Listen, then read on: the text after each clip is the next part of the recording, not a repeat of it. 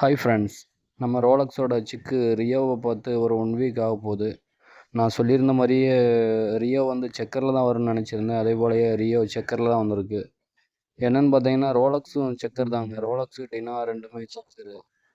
நம்ம அது ஒழுங்காக அடகாக்கலை அப்படின்னு தான் நம்ம வந்து டைசன்ட்ட எக்க வச்சுருந்தோம். இப்போ டைசன் பொறிச்ச குஞ்சு பார்த்தீங்கன்னா கம்ப்ளீட்டாக செக்கரில் தான் வந்திருக்குது. இதோட ரியல் ஃபாதர் பார்த்தீங்கன்னா ரோலக்ஸ் தாங்க.